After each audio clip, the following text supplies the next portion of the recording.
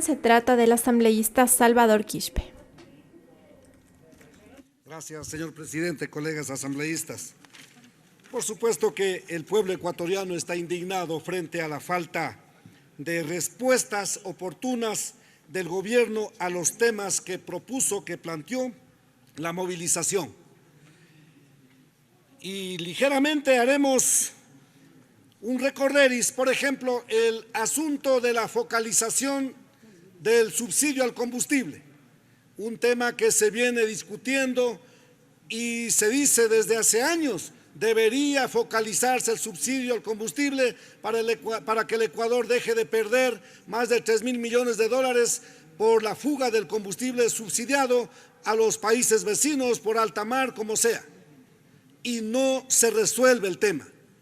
No solamente es un asunto para los pueblos indígenas, es una necesidad nacional, señor presidente de la República. ¿Hasta cuándo?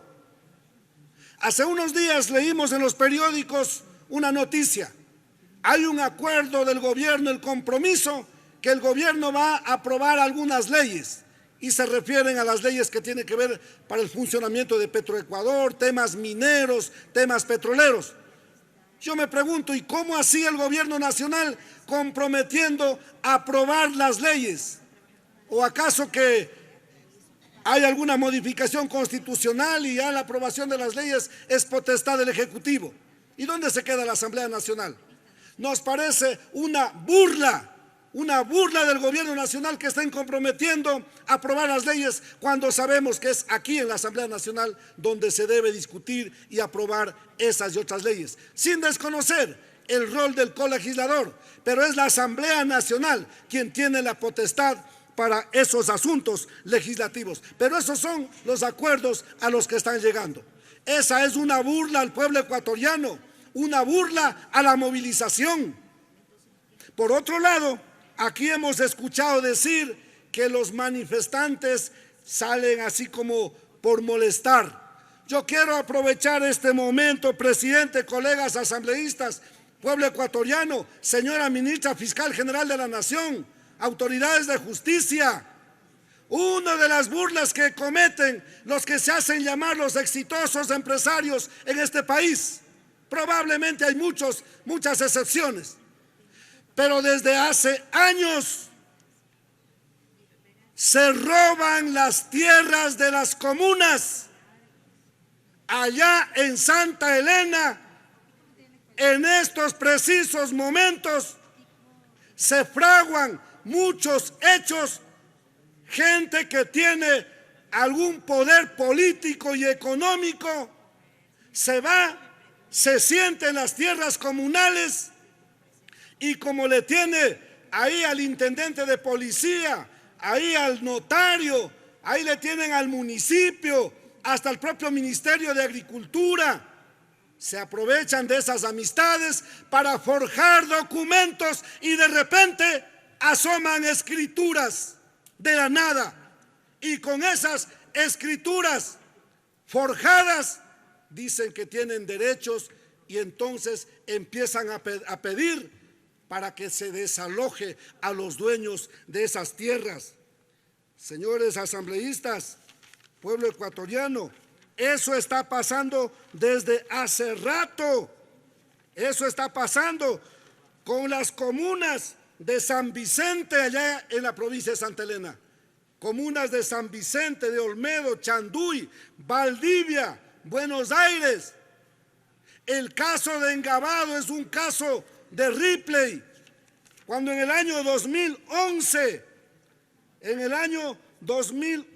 se dan el lujo de entrar a quitarles las tierras de la comuna de Engabao, encabezados por el señor nada más y nada menos del señor Fabricio Correa, a lo que más tarde se suma el señor Álvaro Noboa a quitarles las tierras de la comuna de Engabao, y finalmente les terminan quitando 800 y al final 11.000 hectáreas de tierras de 8 comunas que se encuentran cerca a la comuna de Engabao, forjando documentos, y así muchos de ellos se hacen llamar exitosos empresarios, robándose las tierras, y a eso se prestan autoridades como el propio Ministerio de Agricultura para forjar documentos y hacer asomar disque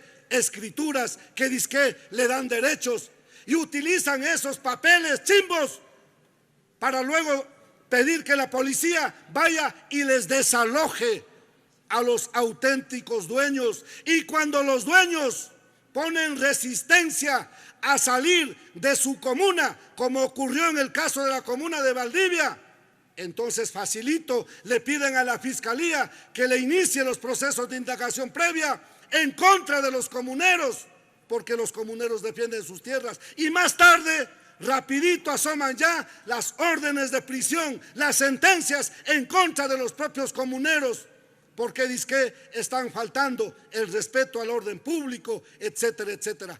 Estas son las razones, colegas asambleístas, que aquí se han preguntado y por qué salen a molestar. Solo un ejemplo, señor presidente, solo un ejemplo de lo que ocurre. Tengo los documentos que dan cuenta, por ejemplo, de un sector, en este caso no es una comuna, de un grupo de campesinos que tienen el proyecto Campo Lindo, allá cerca de la comuna, Juntas del Pacífico, donde una empresa llega y como tiene las amistades de las instituciones, forjan documentos y pretenden quitarle, robarle las tierras de estos campesinos.